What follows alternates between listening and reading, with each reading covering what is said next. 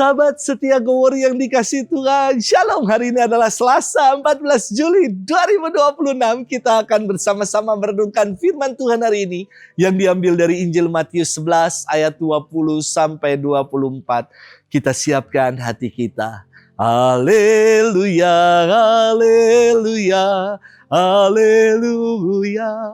Janganlah bertegar hati, tetapi dengarkanlah sabda Tuhan. Haleluya, haleluya, haleluya.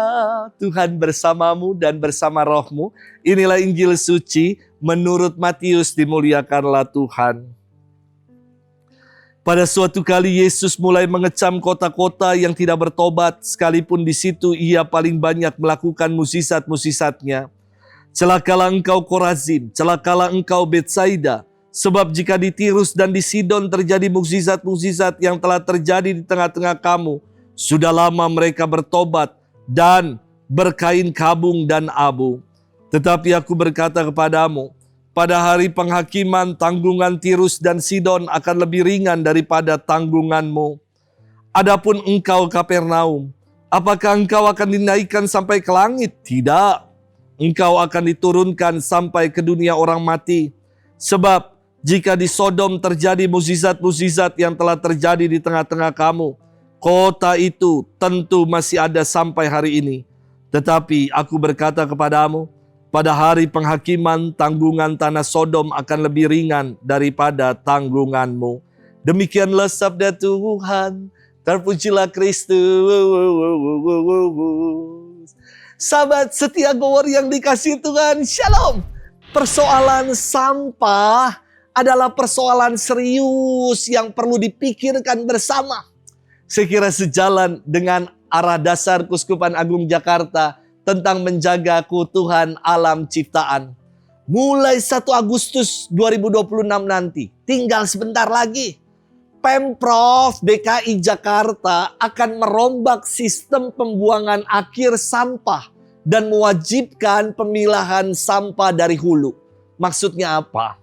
Tempat pengelolaan sampah di Bantar Gebang telah overloaded dan petugas kebersihan mulai 1 Agustus hanya akan mengambil sampah-sampah residu, yakni sampah yang tidak bisa didaur ulang seperti popok, pembalut, puntung rokok, tisu.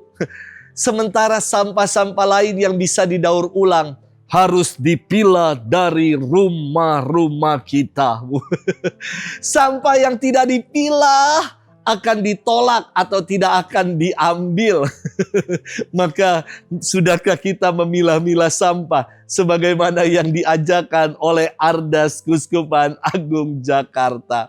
Sahabat setia Gowor yang dikasih Tuhan, dalam firman hari ini Yesus menyebut 6 kota sekaligus. 3 kota orang Yahudi yang dikecam Yesus, dan 3 kota lainnya kota orang-orang non-Yahudi. Yesus mengecam 3 kota orang Yahudi, yakni Korazim, Betsaida, dan Kapernaum. Padahal di kota-kota ini, Yesus banyak melakukan pengajaran dan melakukan mukjizat-mukjizatnya. Mengapa di 3 kota ini Yesus mengecamnya? Karena 3 kota ini tidak bertobat dan tidak percaya kepadanya. Padahal di kota-kota ini Yesus banyak melakukan karyanya. Namun warganya, penduduknya tetap degil dan tidak mau membuka hati bagi Tuhan. Inilah yang membuat Yesus mengecam ketiga kota yang degil dan tidak tahu syukur. Korazim terletak di sebelah barat laut Danau Genesaret. Betsaida adalah asal dari Petrus, Andreas, dan Filipus. Dan Kapernaum tempat Yesus banyak melakukan karya dan mukjizat.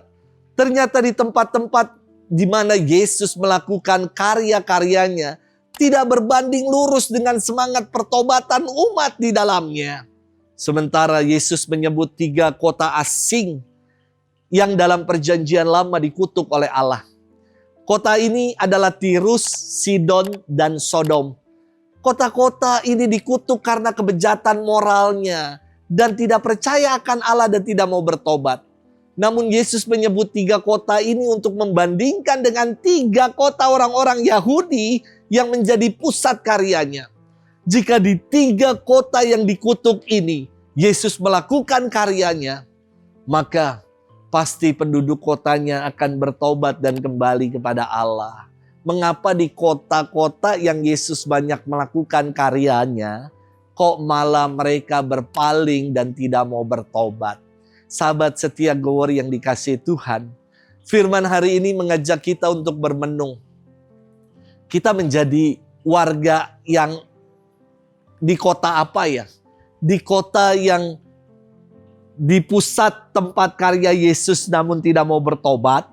Atau kita mau menjadi warga yang tahu bersyukur, tahu berterima kasih atas karya-karya baik yang telah kita alami dalam hidup ini?